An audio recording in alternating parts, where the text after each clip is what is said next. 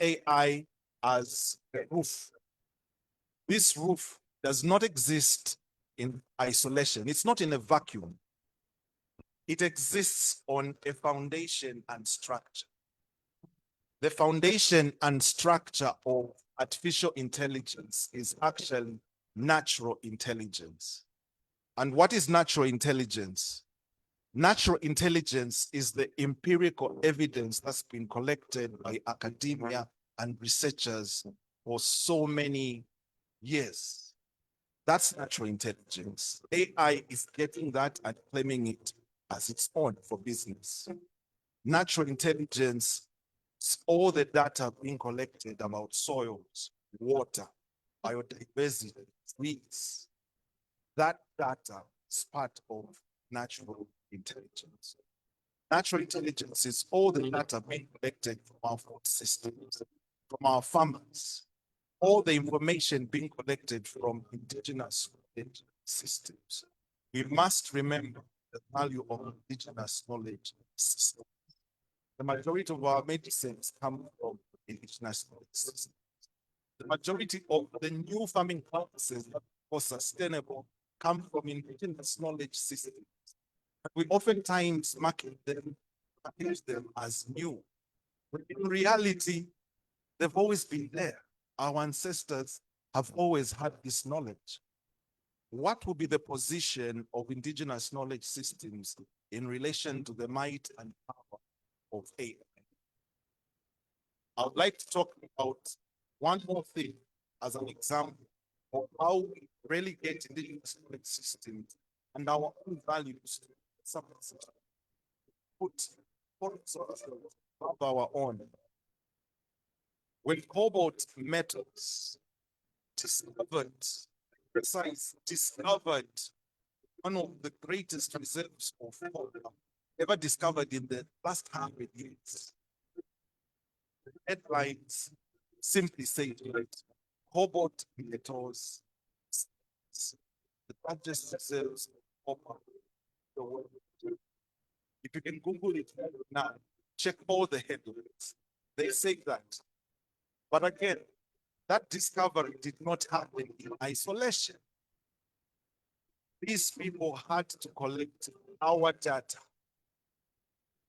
from the 1920s, 30s to date, from academia, from geology.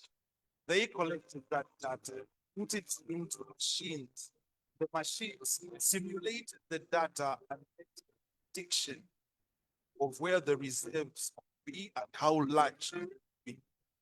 We did not stumble upon these reserves. We already had information with our government departments and ministries that took advantage to discover these reserves. But you don't find that part mentioned in any headline you search online. Why?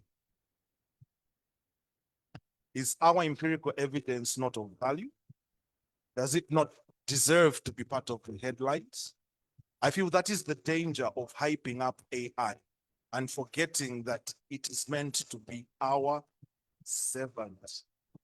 We are meant to be the masters that control it and decide how beneficial it will be to us.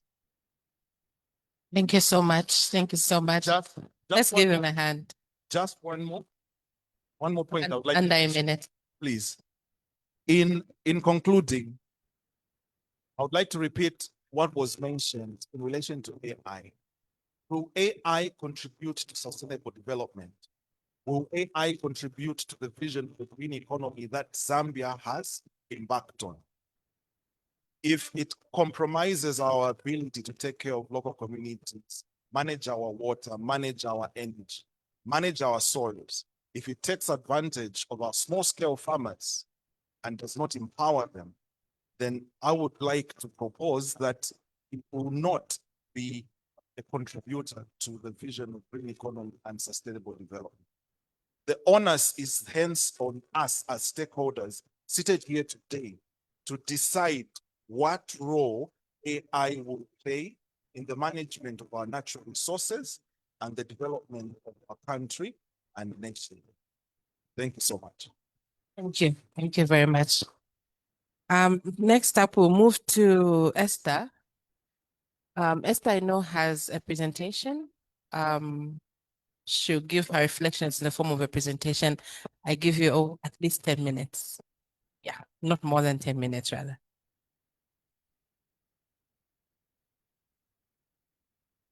Yeah, can you hear me? Thank you for that reflection, and I agree with everything you're saying about artificial intelligence and its role in our community and how we are forgetting that the intelligence ultimately comes from us. So acknowledging all the previous speakers and the very deep investigations you've done. So in my presentation, I want to tell us a story about internet infrastructure and how it began. So when we look at the internet and when we're looking at artificial intelligence, one thing we forget is that it's all rooted in infrastructure. So in my presentation, I'll be talking about digital ecologies and what this means for us. So in the next slide, we'll see an image from the 1860s. And in the next image, we will look at the original messaging that the Atlantic Telegraph brought. So why we're looking at telegraphs is that 95% of our internet today goes through undersea cables.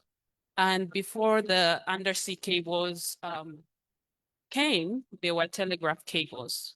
So the Atlantic Telegraph was the first transatlantic communication between the United States and the UK. And with this telegraph cable, the messaging was that it will be a tool to spread civilization, to spread religion and liberty and law throughout the world. So from that time, we see that the empire already had plans for us. And in this image, we see what they call the empire builder and businessman Cecil Rhodes. As you know, Zambia was called Northern Rhodesia. And at that time, using the minerals from our lands, Rhodes was able to strengthen his colonies and also his wealth by building railroads and telegraph lines. And this was rooted in white supremacy, ultimately. And this supremacy, as you can see, this is a message from Rhodes at his inaugural speech as the Prime Minister of the Cape Colonies. And basically, it looks at their relationship with us, of the empire. And they say the natives are a distinct source of trouble and loss to the country. This is, they're talking about their empire. They should be a source of great assistance to us. At any rate, if the whites maintain their position as a supreme race, the day may come when we shall be all thankful that we have the natives with us in their proper position, to find certain locations from them where, without any right or title to the land, they are herded together. They are multiplying at enormous rates without, basically the message talks about how they are multiplying at enormous rates and how they want to ensure that they can use this to get labor and free mineral resources. So we see even during colonial times that there was a mission and a goal for the African continent. And this mission really expanded because ultimately, during that time, they built telegraph cables that surrounded the African continent. And I hope we'll be able to see that on the screen soon. So those cables were built in the 1730s, and we don't hear about that. So after the slave trade was no longer profitable, we found that they wanted to now build telegraph cables so that they can communicate with the empire. And that's how they were able to maintain the power they had for how long they had. So here we see in South Africa, Black laborers pulling an undersea cable. So Africa's contribution to internet infrastructure has always been with minerals and with labor. Even when Nikola Tesla, who's very famous, was talking about wireless technologies, he was talking about how this will be used to enlighten the masses and rich uncivilized countries and less accessible regions, mainly with the same rhetoric. So when we look at the messaging about the digital divide, we also see the same language: bridge the unconnected, bring people up to the modern world. So the more we are trying to catch up, it's like we're playing a race where we want to be like them, but ultimately this is their agenda. So what we see on the map here is the undersea cable owned by Meta. It's called To Africa, basically a gift to Africa. It was formerly known as Simba.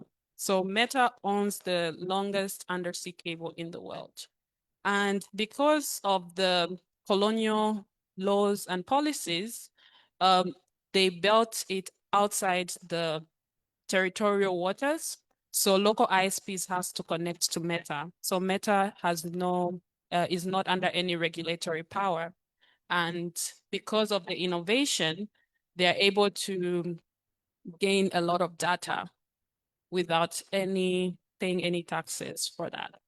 And what we see on one side is a map from the 1730s, a map of telegraph cables that the colonialists were using to communicate to empire. And then on the further right, we see Meta's undersea cable, and they're exactly the same. We also know that on the Western Africa, Google has also built their own undersea cables that went live last year, and they named this Equiano.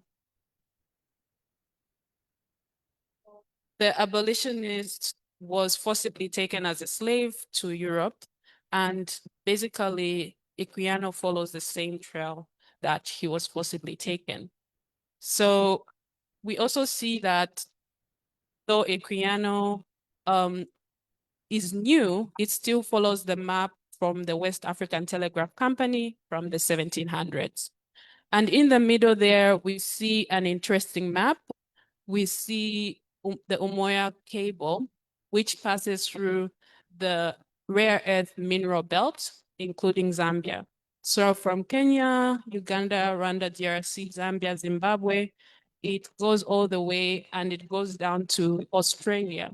And we can see how all this is connected to the critical mineral area zone that our countries have. So even more than that, we know that Elon Musk owns 60% of the satellites in the world today. And with each satellite, it's also, most satellites are falling every single month.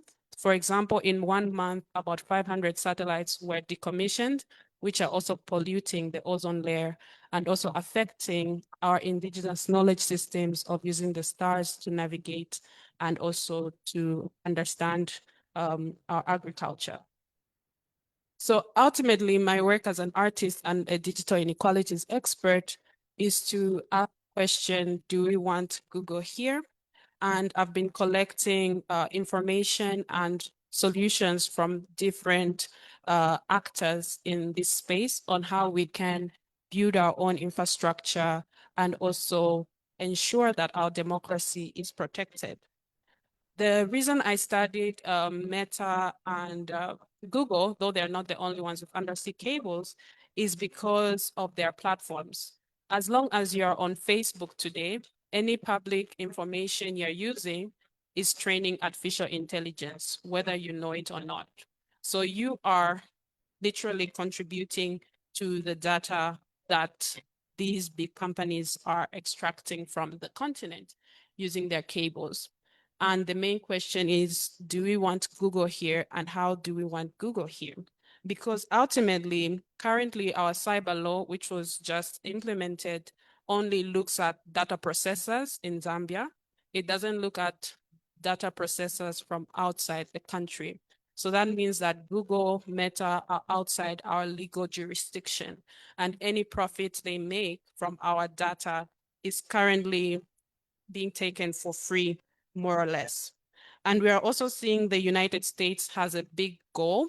Their goal is literally to get minerals for peace. So we're seeing how they are trying to strong arm Congo DR and Ukraine by saying, if you give us your minerals, we'll give you peace. So there's a lot of implications that we need to be conversant about. And just to summarize as well, we know that we are having, in the recent drought affected our hydroelectricity power. But currently, if you look at a recent BBC story this year, we know that a Bitcoin company came to Zambia and they are mining Bitcoin, which is $8,000 per minute, and making a profit in a rural part of Zambia. And many of us don't know about it. So they're able to have their own hydropower station and get reliable electricity to mine Bitcoin, while the rest of us are still experiencing load shedding. So it's really a question of what are we going to do about it, and knowing that we have to now start working collectively, not only as Zambia, but also as the African continent, to protect and build strong regulatory policies. Thank you. Thank you so much. I think there's a term that came out in the discussion that we had yesterday of data sovereignty. You know, to what extent is our data, or is it just product that is being used for profit by others? So next up, we'll call upon Nsama to give us our reflections. We'll give you 10 minutes as well.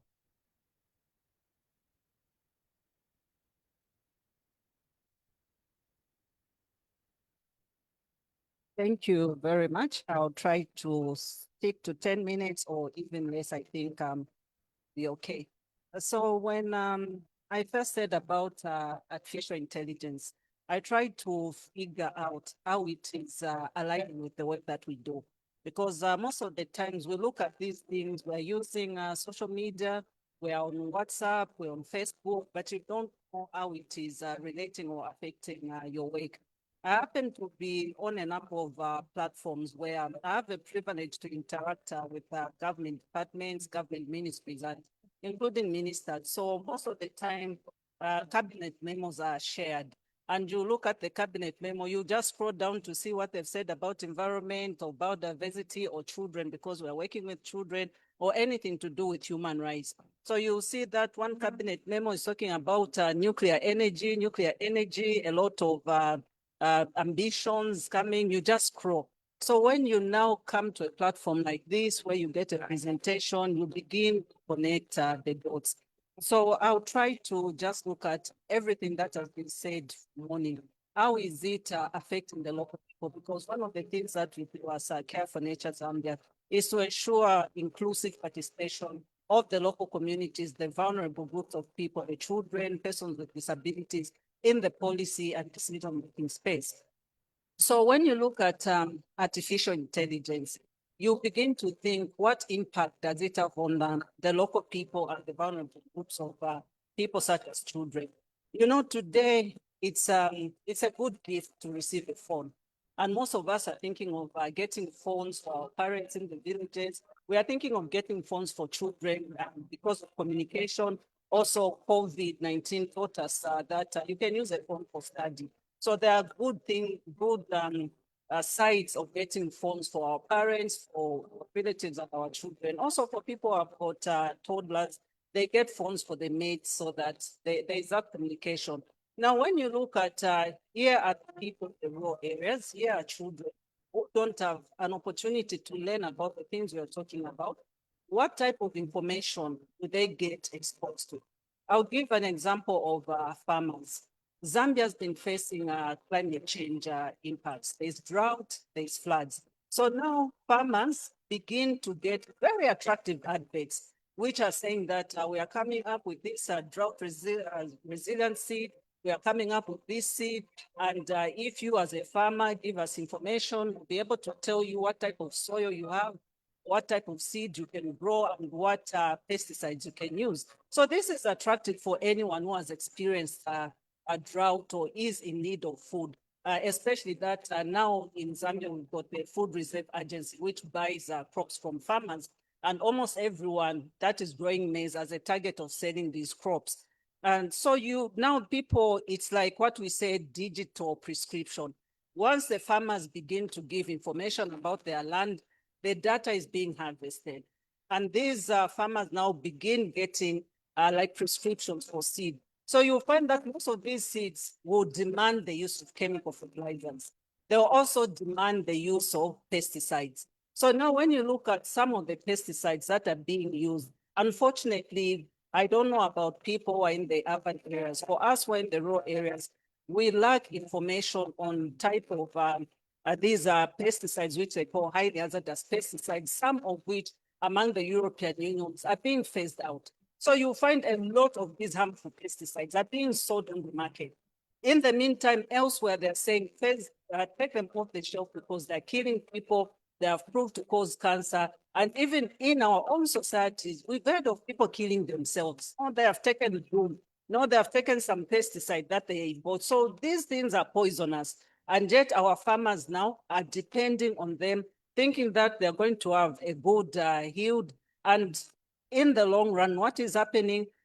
The soil is becoming highly dependent on chemical fertilizers. It's losing fertility. There are microorganisms that are dying in the process. And I think, I don't know about Lusaka, but if you come to Luapula, once upon a time, we used to enjoy seeing butterflies. There'll just be a time that you go outside and watch the butterflies. Growing up, would even catch grasshoppers. It was part of our game. Would catch grasshoppers because of the different colors that they had. We call them petticoats. I don't know about this generation if you've heard about petticoats. So we'd say there's one with a yellow petticoat, one with a red one, and we'll catch them. It was fun. We'll play in the grass. But if you look around today, you'll find that we're slowly losing these insects. And some of these insects are not just for play, like we played with them. We also have the pollinators, the African bee. So these people that we are saying are intelligent, they could be intelligent because for them, they know the significance of these insects. For us, it's just a bee. So now what is happening in the background?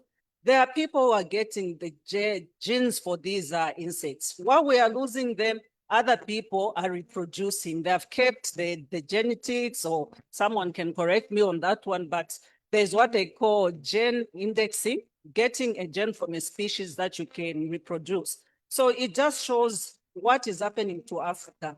We are losing things that define us, things that are holding us together. And while we are losing them, we are being introduced to things that we can say are colonizing us and just corrupting our thinking. So apart from that, I would also like to give another example, because as Care for Nature Zambia, one of the things that we do is we promote children's rights. We are concerned about children, children's development, and what children are being exposed to. So again, like I said, buying a phone for a child could be an innocent thing, because most of us women now with gender, talking about gender balance, most of women are working mothers, and we are leaving children at home. For a long time, children are exposed to the internet. And also because our work is demanding, you find that at home now, the father will be on the phone, the mother on the phone, the children on the phone. So this AI is somehow become a way of socializing. So if you look at what is popping up on these phones that the children are exposed to, not just the children, but the youths, what is popping up? You'll find that some of the things that are coming up is gambling. It has become almost a common thing. As you are on the internet, something will just pop up. It's a game. Then it looks like you can play for free. And then after that, it will ask for money. It will be entertaining. And you know, with the economy, something that says, let's make money. For a certain period of time, I don't know about now, there was an increase of scamming. You just get people sending in messages. There's this promotion, either it's Airtel, it's MTN. So we even became exposed to these scammers. So now when you look at gambling, these are the things that we have to ask ourselves. Is gambling contributing to the development of our nation? Is it contributing to raising a generation that is going to take Zambia to the vision 2050 that we are talking about. Apart from that, there's also exposure to pornography. There was a certain period where now it became like a trend. We go on Facebook, people just say, have you seen the video? Oh, there's another one, there's another one, there's another one. So you just see all these videos and videos. So you don't know what the children are being exposed to. Then when you look at also just what's coming from these same sites, these are things that children unknowingly will think it's an opportunity, maybe it's school, it's a scholarship. They'll be giving information. And children unknowingly will even give their accurate location. So you don't know what we are exposing the children to, or the children are being exposed to. But on the other side, we can talk about the positives of AI, but also take a moment to consider what we are seeing for ourselves. The other thing, as we are talking about our culture, preserving our culture, we are talking about the games.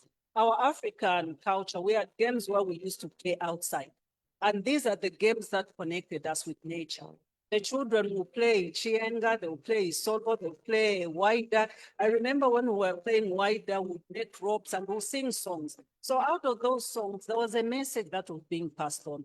It is generation to generation talks that our parents sometimes will give over the fire you'll be cooking and they'll tell you a story. Today you'll find that telling stories, in Bemba we call them Untushimi. I don't know what they call them in other languages, but these are folk tales. They usually are the moral lesson behind, and you found that it was the easiest way that the elders used to teach. So now, because of the exposure, the games, children would rather maybe be on a computer playing a game that is more challenging than to listen to the grandmother tell a story. And that is how we are slowly losing the culture, the heritage that defines us. So if also you look at what impact is this AI going to have, maybe in terms of jobs away from our culture. The AI strategy that Zambia has developed is talking about Zambia positioning itself as a hub for artificial intelligence in SADC, not just SADC, but Africa. So I'm happy also that the Ministry of Project acknowledge the civil society in terms of advocacy.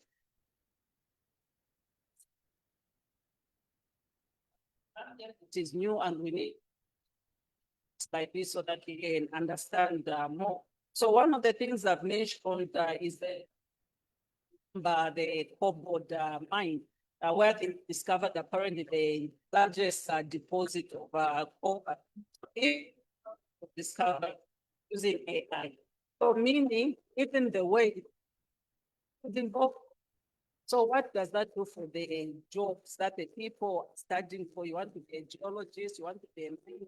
You'll find that slowly some of the jobs start phasing out because there's this artificial intelligence where someone is seated in America, but they're able to see the pollution. Agree with me that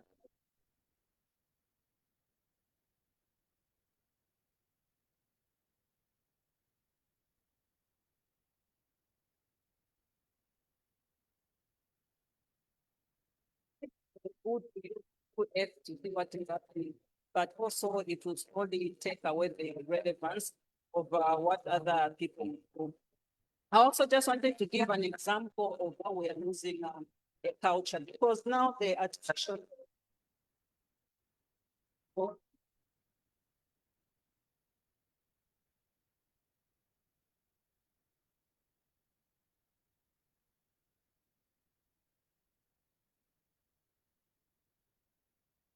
this type of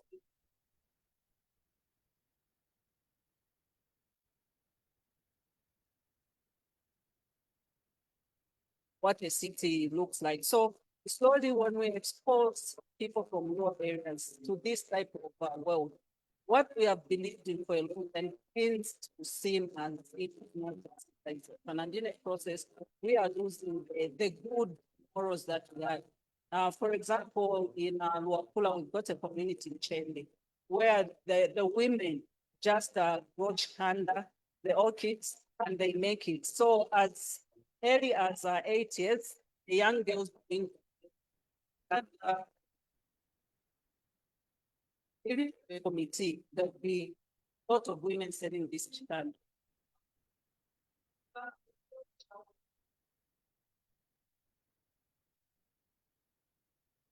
You begin to see the influence that this is having on our culture. Then lastly, I'll touch on a topic that's dear to my heart, which is biodiversity. From Jim's presentation, we heard the demand that these data centers are going to have, especially on water. So when you look at Zambia and the ambition that we have as a country to position ourselves as they have for AI in Southern Africa, it sits very well because when we look at our water profile, that is one of our comparative advantages. We have a lot of water in Southern Africa, but then again, this water is not just as available as people see maybe when you look at the map. Most of the communities, especially in the southern parts of the country, is first drought. And it's only now that we are coming out of one of the worst droughts that we had that in February, actually, the president even declared the drought situation we had in southern province as a national emergency, a national disaster. So if you look at even now, the disaster management and mitigation unit had predicted about 6 districts that are going to face a drought.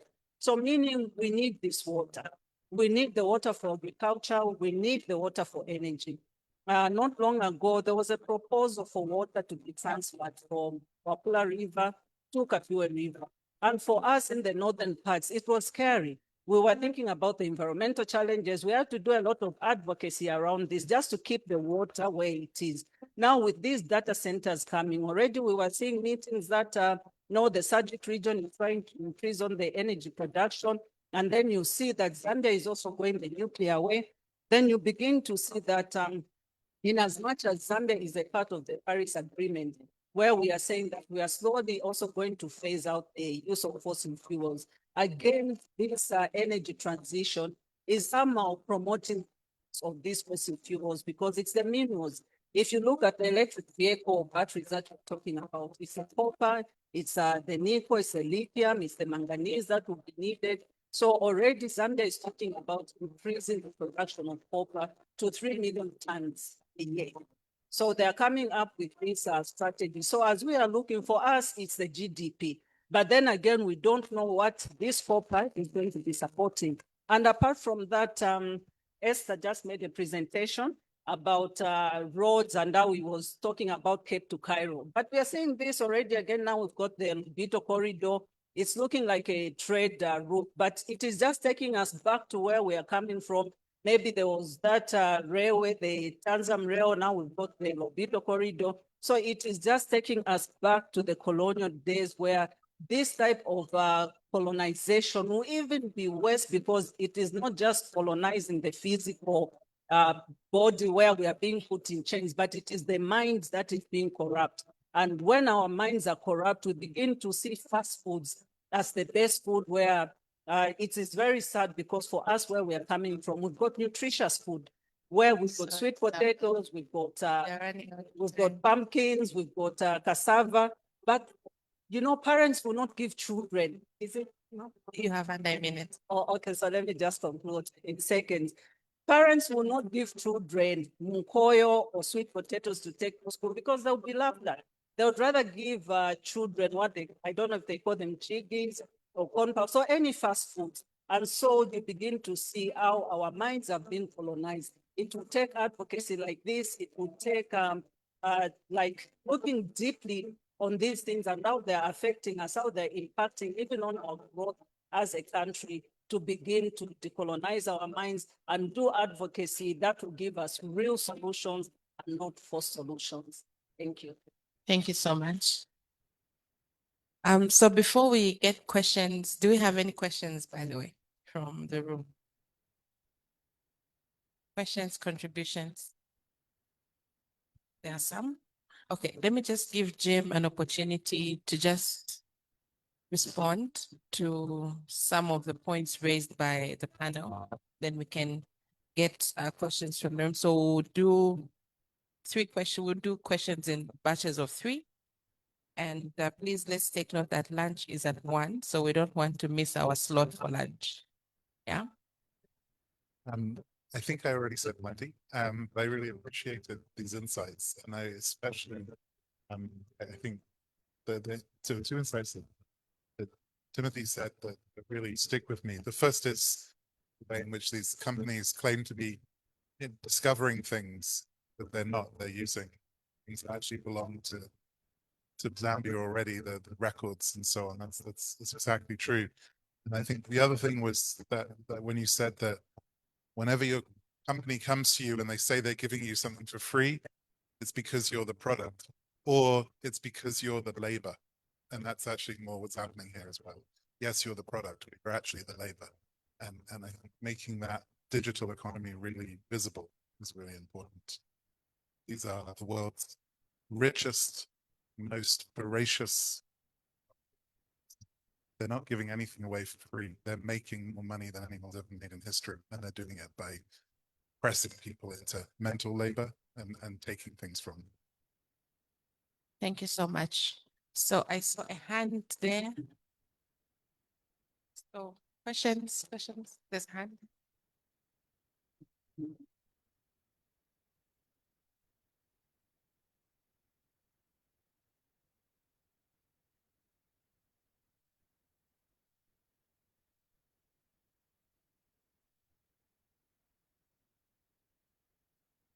Good afternoon, everyone. So my question is, firstly, I'll start by saying the presentations and the discussions that I have are really, they're educative and they're really good. They're really good. But then my question comes down to us as Africans, in fact, us as a nation, a race and everything. After discovering, knowing all this, after finding out about everything, and mainly us as people looking at the benefits or protecting the environments that we live in, our greens, our natural resources and everything. I've seen and I've heard a lot of discussions about this. It's been there for a really long time. It's been going on for years and decades. But then my question is, what's the solution? Because this topic is always going on, but then there's no change. There's never a change. There's never a proper solution. And from the looks of things, AI keeps advancing. It's got benefits and it also has threats, like you said, and can be different from the slavery that we had back then because that was physical. But this is mental, seen as we were relying too much on AI, on the research. We're not doing most things on our own. We're not giving ourselves, our minds, the benefit to think, to come up with new ideas on how we can change our world. Sorry to cut you short. We need to get as many questions, so if you can just limit the question. Yeah. So my question still goes down to what's the solution? Okay, thank you. Next is the gentleman just behind you. So let's limit our questions to at least 30 seconds. Let's just get straight, ask the questions so that we have as many questions asked as possible. Thank you very much to the presenters, and the presentations have really been insightful. My name is Paul Kachapul. I'm from the University of Zambia. I'm looking at the National Artificial Intelligence Strategy for Zambia, 2024-2026, and I'm reading some interesting things. Under 7.8, it refers to the fact that we need to implement strong data protection and privacy and security measures, investing in skills to cover gaps, cyber protection, invest in strong AI systems and so on. And all this makes sense after the presentation you've made, Jim. My question, particularly to Jim, is can you give an example of an African country which has gotten this together? Because this is a section on risk management of the strategy. It's specifically speaks to risk management, and it lists some of these things I've mentioned. Please share with us an example of an African country that has gotten this together, if at all there is any. Thank you. Thank you. Another hand? Was that? Okay.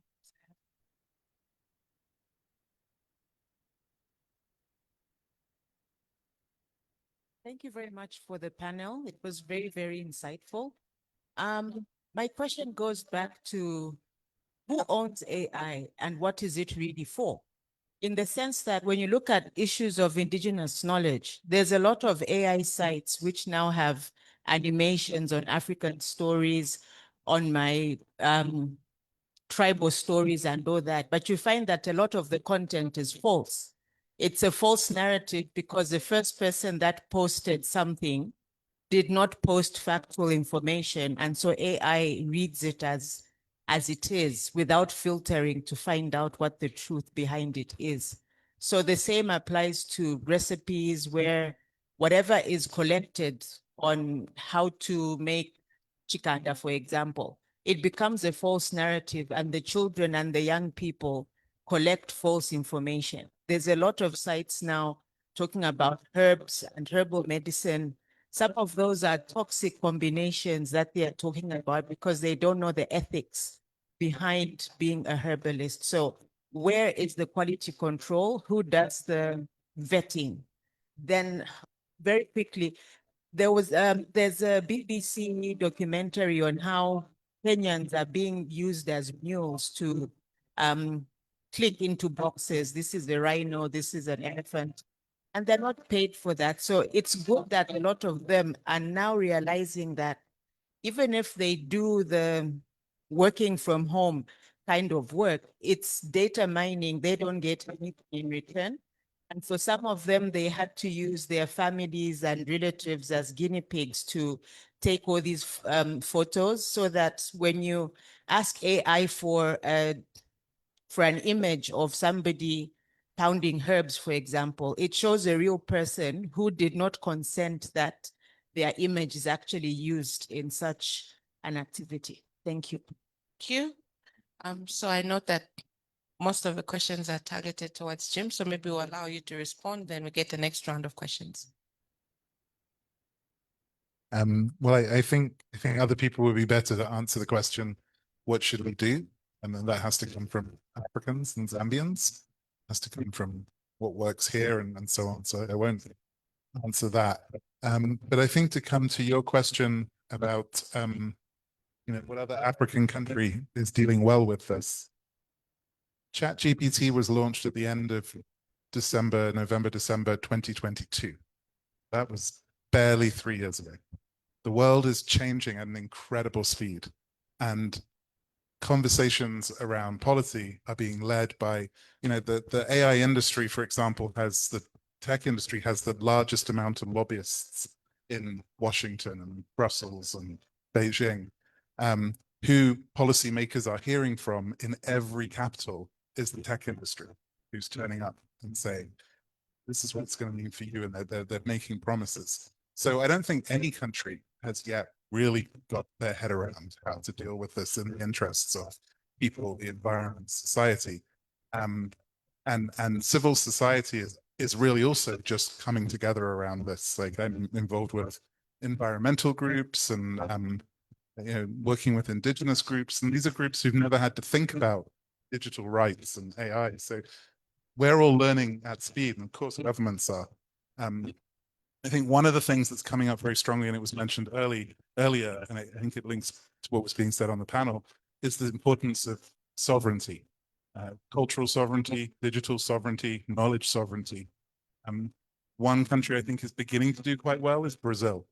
Brazil has a very strong legal system, and the Brazil courts have started putting Meta, or rather X, Google, through court, because they see the incredible amount of power, the monopoly, and they're trying to break up that monopoly. They're trying and put legal controls on these very powerful corporations, and these corporations hate it. So I think, the sort of asserting that governments are sovereign, that they can't just roll over, that governments can take legal action against these companies. These companies are bigger than, the money they have is bigger than continents, but sovereignty lies in the people and the communities. So I think that's really important. And I think what you just said around the herbal, the sort of fake herbal recipes is extremely important. I know I've heard stories of like if you go on Amazon now, you can buy books that are written by AI. Like nobody's ever written them.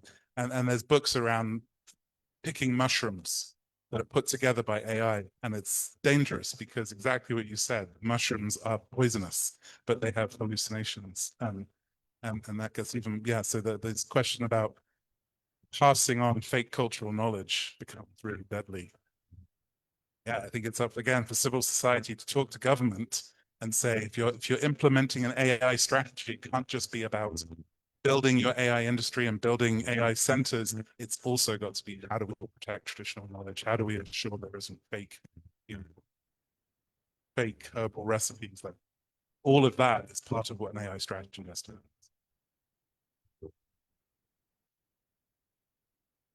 Thank you so much. In responding to the question, what's the solution? What do we do? I think there are two things we can do. The first one is realizing that there is a personal role to play in all of this. As an individual, how much of your life is invested in social media and tech? What roles are you playing to make sure you remain in control and the technology system does not control you? When it comes to your family, at what age do you hand over a phone to your children? 7, 8, 13, 16. All those things have a role. How much time do your children spend on the phone engaging with social media? How much control does it have over them? Or are they in control of that relationship they have, that interface they have with the technology? Then there is the role we have to play collectively. We have to build a movement against those things we know are bad to our society. We have to engage the youth, the young ones. We have to engage children in schools. We have to engage youths in universities. That's how we build a movement that makes a stand and does the right thing for our society and our country. York just mentioned a portion of the law that talks about risk management. There are two sides to the law, and the environmental law is an example. We have one of the best environmental laws in the world, but having a law written down is different from implementing what that law says. It's the same with risk management. We could have everything perfectly written down, but what role do we play in the implementing of that risk management? As civil societies, what stance do we take? What do we want to be associated with Zambia? What Zambia do we want in relation to AI? That's an important question for all of us to answer as a movement. I think that will go a long way in us finding the way forward. Thank you. Okay, and maybe just to add on the way forward, I think the session we'll have in the afternoon will kind of guide us towards that, because then we look at the discussion that we're having and how it impacts our day-to-day work. Where is the crossroads between AI and our work? The impact of AI and the work that we do. What are the entry points that we can use to kind of find solutions to this? So I think we'll explore more on the solutions in the session that we'll have in the afternoon. So we can have a next round of questions. Sam, I know you want to speak. I'll allow you to speak after the next round of questions are asked.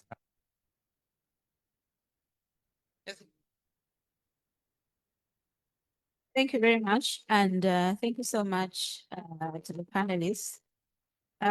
For me, it's just a comment, and looking at the extent of the interlinkages across all the sectors that we're talking about here. So it's AI. We tend to think that AI, or the internet as it is known, is something that is sitting up there. but it has a link to the physical. It has a link to our everyday lives, the soil that we walk on, the air that we breathe. Everything is interlinked. The food that we are eating, the waters that God gave us, the trees and everything that we keep losing because of these technological developments. And we agree that every technological development, of course, has potential, and AI obviously has great potential according to the developers.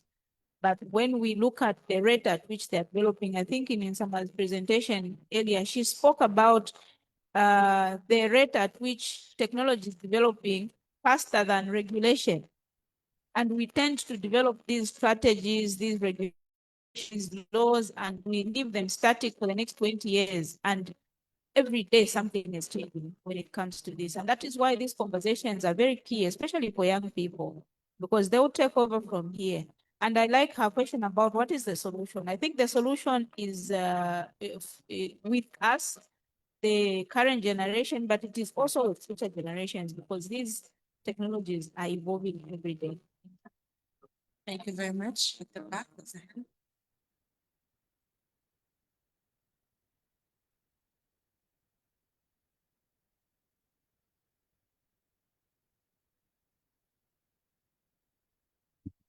Thank you very much to the panelists and for the insightful discussion. I think we are lamenting about these big tech companies owning AI.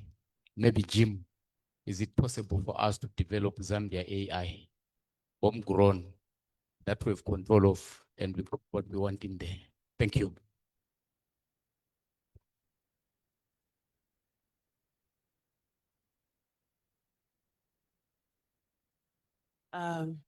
So mine is a comment. So through Zabai, I had the privilege to go to Mbeza. It's in Namora last week. And I'll just never forget that experience.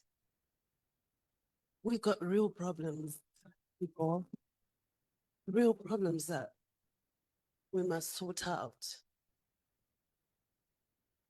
I had the privilege of interacting with the villagers in Mbeza for the first time in a long time. I haven't really seen people like that come close to me. And I cooked what at my farm was a very simple meal of cowpea curry, right? And those people, they were fighting for that food because they haven't seen that food in a long time, because chemicals have killed their food that they grew up with, right? And I heard my brother say, when we talk about agroecology, sometimes I feel like talk about agroecology so loosely, right? That's what's gonna save us from all this AI. If we just have the focus. Have you seen those suicide bombers? How they are so focused on becoming a suicide bomber, right? If we can just, with the same precision, right? And also with the same passion that you have when you first fall in love. I'm telling you the honest truth. I haven't slept since I left Mbeza. My heart is broken. Very few people understand how I feel. I'm a farmer, right? My assistant just sent me the sales of the month of September, right? I'm an urban farmer. I'm aging. I'm able to make an income. Those people out there don't have anything. And then this AI is coming, right? Where, my humble opinion, very little as agroecology advocates. And I wish to God that we could just move with, God alone knows how we can do this. But it's all about making our small corner so nice that it doesn't matter who comes there. They'll just be obliterated by this. Do you know what I mean? I just hope to God you can come into my heart and see what I saw there. Broke my heart into pieces. I'm ashamed to be alive now because of what I saw. We have got to get this agroecology, not just on paper, not just through FAO. That is the solution. That's how we're going to move forward. Such that if any AI nonsense comes to that successful agroecology region, they will be chased away.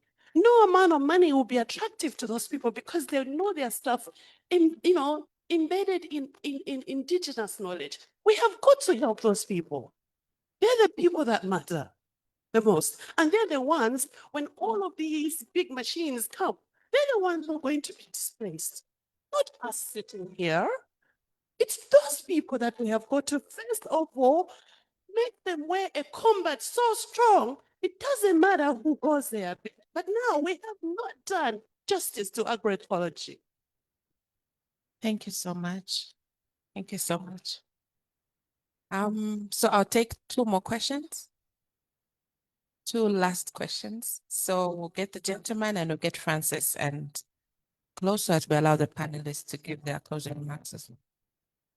All right, my name is Justin Chineke from Zambia Climate Change Network. My question goes to the government. I want to understand what analysis did they come up with before making a decision of allowing Zambia to be the hub of AI.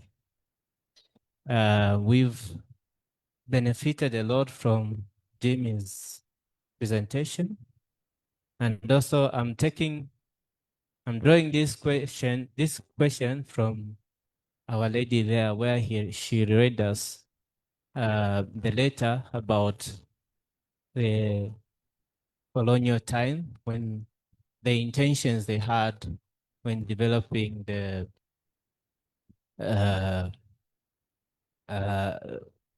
underseas cables that have been drawn around Africa.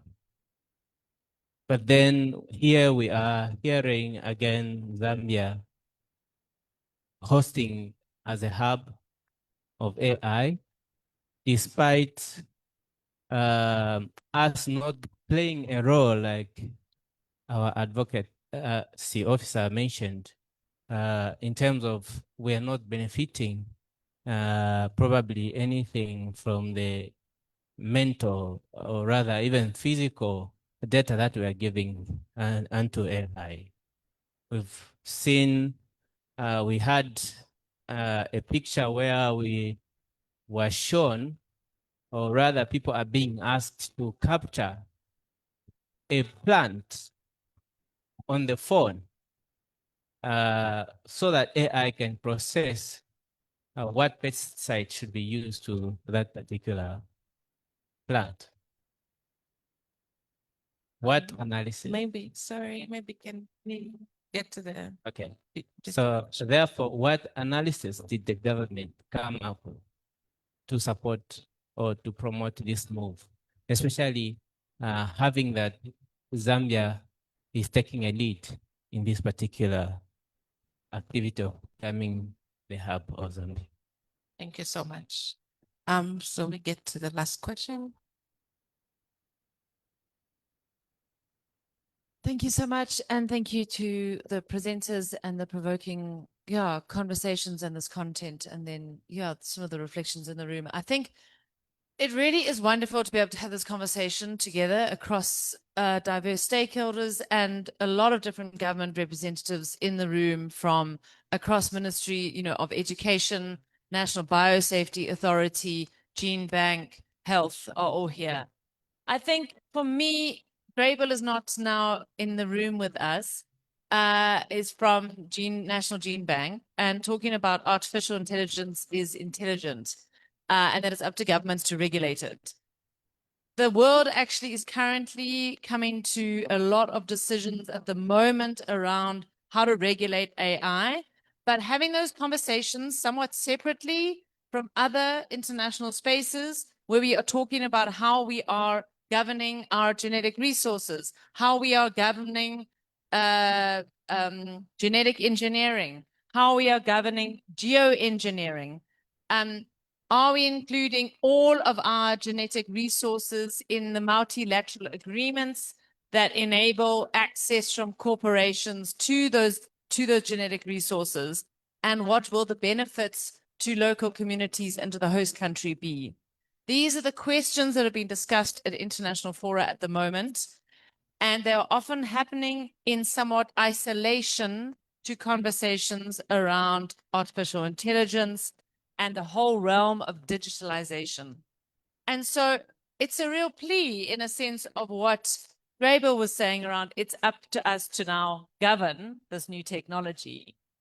Well, are we having a collective conversation about how we are governing digitalization of our own personal data that is also being digital sequenced, our genetic resources in this country, which is the basis of the value that's now building these entire new systems globally?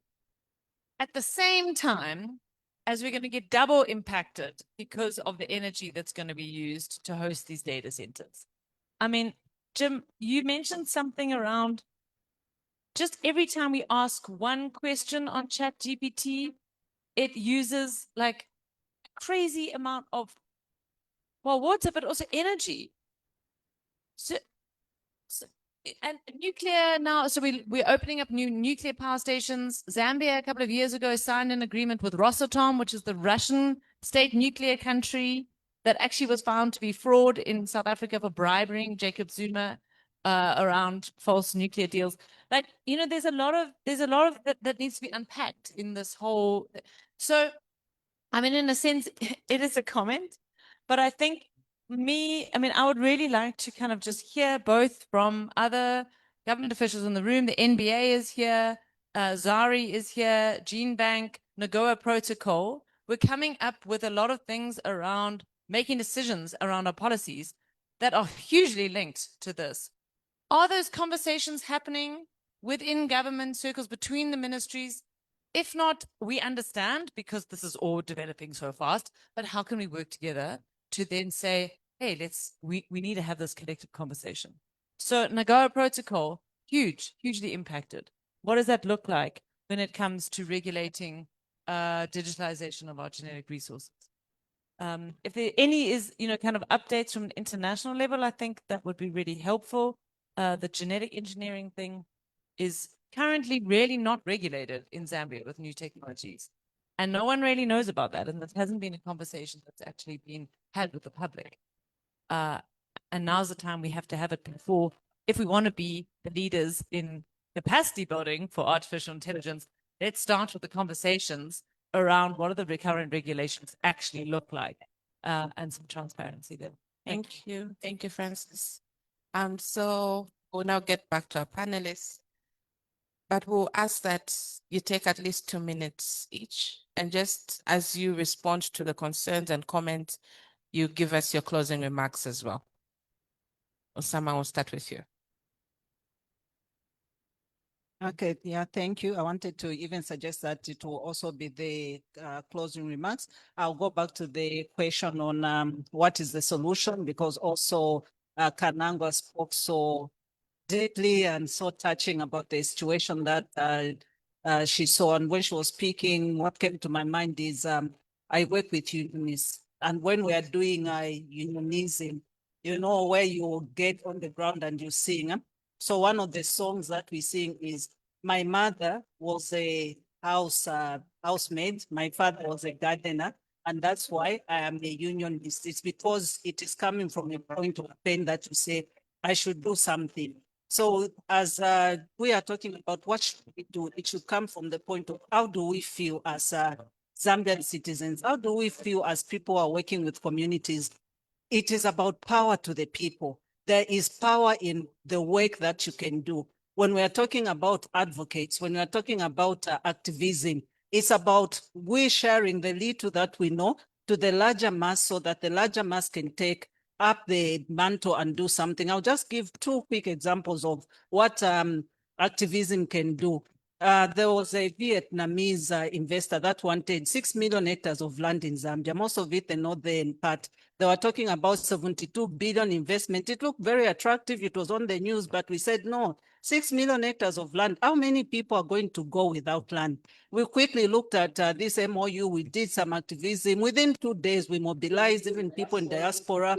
We engaged our traditional leaders, and we said no to this project. The second one was the water transfer that I was talking about.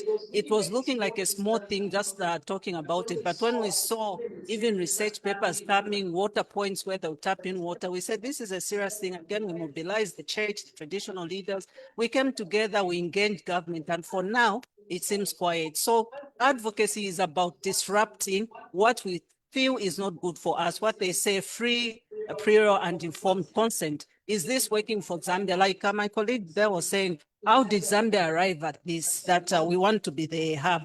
Where we consulted, you find that there are lots of policy reforms happening, but very little consultation. And so it's up to us. There's a whole lot of things happening, and ZAP is a network. Is a network of people doing different things. We are doing a lot around the food. You see the campaign, My Food is African. They're already interrogating the issue of seeds, the policies. So it starts in the policies. All these clauses are hidden within the policies, and that's why it needs coordinated efforts, others to look at Biosafety Act, which is being revised now. So we don't know what is going to be relaxed in that Biosafety policy or act, so that one time we'll just hear that Zambia is saying yes to GMOs, but with regulation, because it all comes with a nice clause that it will be regulated. Thank you. Thank you so much, Nsama. Let's give her a hand. Thank you, Nsama. Yes, Esther, your reflections or responses and closing remarks. Awesome, thank you. And I'll just reflect on what we can do and what the solutions are.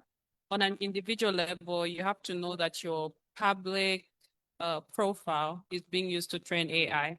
So what you post online, the more you use OpenAI tools like ChatGPT, you are literally feeding the machine. So being critical about how we're engaging with this, and also looking at how these big tech companies see this as a Pan-African issue. So they're not coming specifically to Zambia, they're coming to East Africa, building their fiber optic cables, they're surrounding the African continent. So we do need Pan-African solutions at the end of the day, and regulatory frameworks that can be applied regionally. Another thing was a question about what are some good examples of African countries that have gotten it right. We know that Congo DR has sued the iPhone company, Apple, because of using child laborers. So this is a court case that is ongoing. And we also know that the Kenyan data cleaners have sued Meta. So there's been a lot of mobilizing locally, and it's really civil society that is making these changes. So the question is, what are we going to do here in Zambia that can make an impact on an international scale? And I like the question on who owns AI and what is it for? And this is one of the most important things. We have to go into the minds of these big tech companies. So currently, as I showed with the maps, we're living in the imaginations of the 18th century, the empire and what they wanted for us with the telegraph cables. So the current dream of these big tech people like Sam Altman, Elon Musk, is to go and colonize Mars. It's to go and to go to space, and it's also to become transhuman. So the language they're saying is the sun will survive for 50 billion years, probably, but humans will not survive for that long.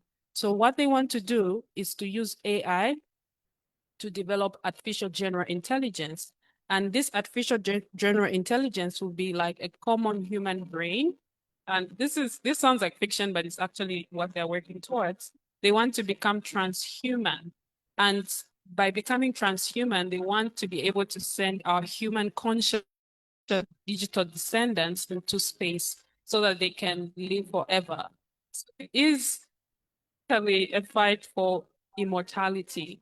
While we may be looking at it from a religious perspective, they're looking at it from a perspective of technology. And How they do this is by creating sacrifice zones. So as we heard from the comment, the sacrifice zones is really our land. So they decide we're going to take these minerals, these lands, technology, and then with that space, and so they'll say this is the human that will allow us to achieve human transcendence. And ultimately, the solution as it is we have to protect ourselves. We have to understand the technology, and we need more people in tech spaces. We need more experts from local context. We can't just be fighting for our rights on the outside. We also have to be inside by knowing the technology intimately. Thank you. Thank you so much. Next up, Mr. Phiri, you may give us your comments and your closing remarks as well. Thank you so much. I think I'll focus on the way forward still. I believe this particular platform is an excellent opportunity for us to kickstart the discussion on what's best for us in relation to AI. My final words are to the civil society partners. We have to come together and be hands-on. We need to answer the question, what type of Zambia do we want in relation to agroecology? Kanangwa, you talked about the challenges that are out there.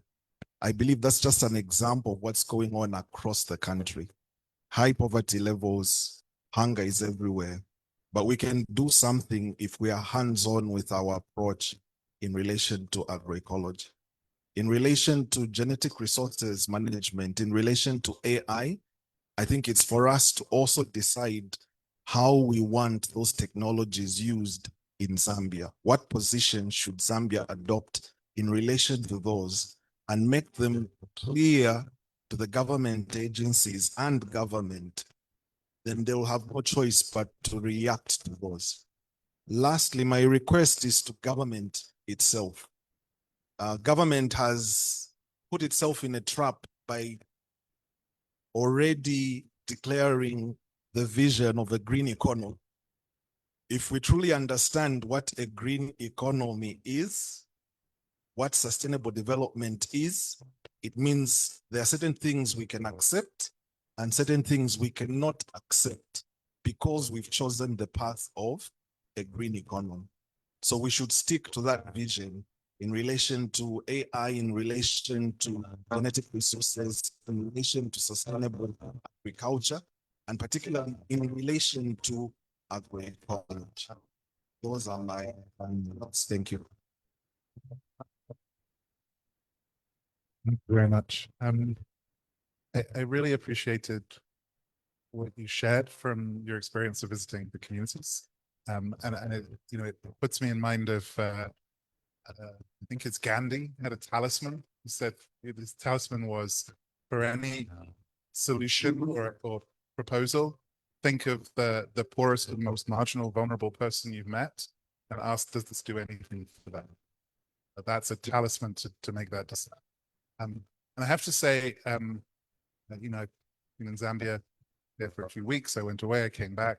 I went out to the eastern province, and while I was traveling through the eastern province, at the time I was thinking about AI, and you know, I thought it was going to be all about the copper belt. I thought this is about, you know, the impact on the communities there. And I realized as I was sort of looking at some of the villages we were passing through, it's like this is going to be proposed as a solution, the use of AI for these communities, just as we saw the one laptop per child idea, that we just give laptops to developers and everybody will then magically have development. It's going to be whole in the West, but this is going to happen here in Zambia. AI is going to bring, yeah. It doesn't work for me. I don't think that's true. I don't think that's how. Whereas, as you say, agroecology speaks in a way directly to where people are and how they build power. People power is the question. And so to your question about, you know, can we have a Zambian AI? Yes. Remember that AI is just it's just predictive computation. So you can use computers and computational prediction for things that may work for Zambian people, for the Zambian context, for agriculture, for people's lives. But it has to start with principles that are agreed and values that are shared. And that's where I think agroecology, I don't think you can use generative AI. We don't have trillions of dollars to try and compete. That's not an industry. But agroecology is based on a set of principles. It's based on principles like cooperation of knowledge, around participation, around recycling and reducing input and so forth. And so we can ask that question, you know, does this technology fit those 13 principles? Does it fit the values that exist? Some of those principles are about diets and values. Does it fit all of those things in the place we're at? And then if it doesn't, then that's not the technology for here. And there are other technologies that do, and they're more grounded. And if it does, then civil society's got to shape it exactly to work for that, and not just take the version that's given by Meta or Google or OpenAI, because that version certainly doesn't work for everyone. So I think there's a little bit. Thank you so much, Jim. Let's give a round of applause to our panelists. I think we can step down and you can take your seats. Thank you so much.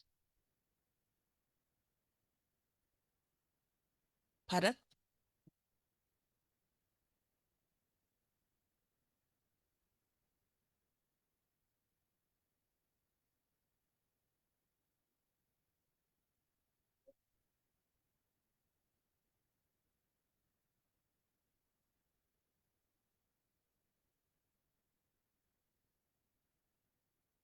Thank you so much. I was saying I heard Madam Nsama in her opening and her closing remarks where she spoke about the Act, the BioSafety Act, which she indicated that does no says no to GMOs. The clarification is that the Act does provide for regulation and GMOs are allowed into the country. When you call in Section 10, you will find that GMOs are allowed in the country with authorization. That's why the National Biosafety Authority is there to make sure that the whole process is followed and a risk assessment is conducted and the products are allowed into the country. So currently, the law that is pertaining does allow GMOs into the country. Thank you. Thank you so much. There was also, I think, a question that was directed, I think, from the doctor to the Ministry of Science and Technology. If there's anyone who would like to respond from the ministry. Regarding AI regulations. Anyone?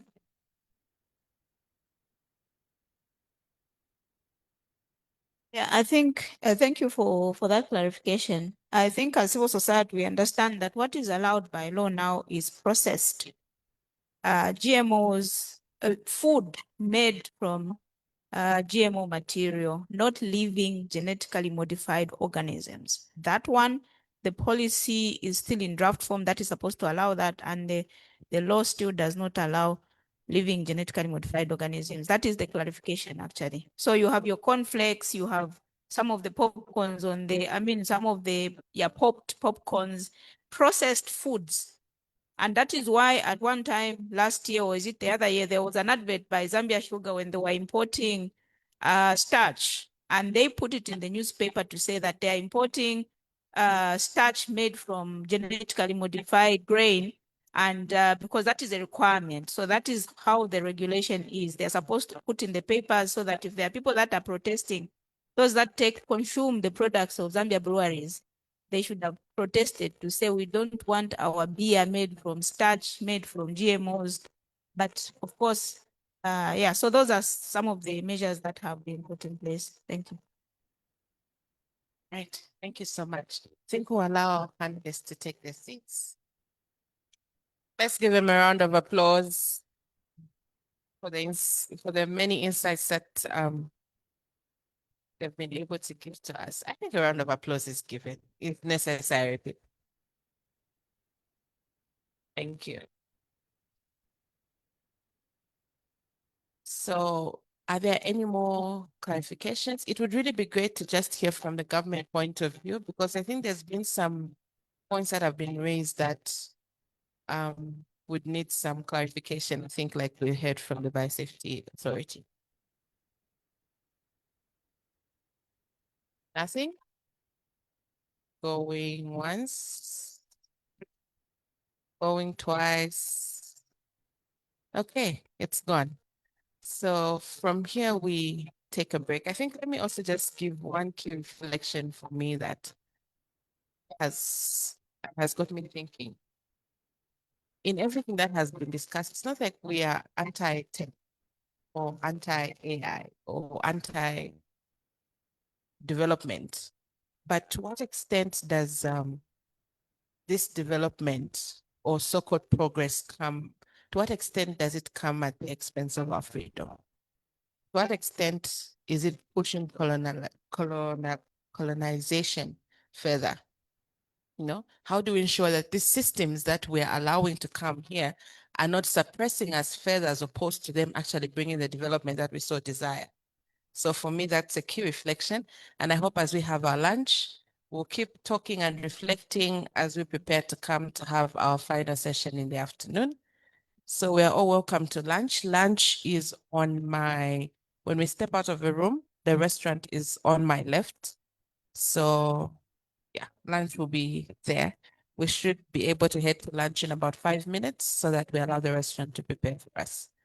Thank you so much for being a wonderful audience. Though you were not smiling at me sometimes. I'll take it. I'll take it.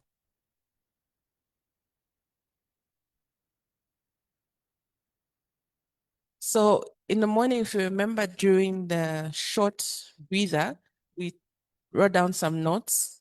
I'd ask that as we go to lunch, let's leave the notes on the tables so that we can go around and have them collected. Thank you so much. Enjoy your lunch. Please feel free to stretch a bit, do some powder before we go for lunch. And we need to look pretty as we eat. Thank you. Oh, okay, so I'm told we need to take a group photo. Maybe our camera people will guide us to where.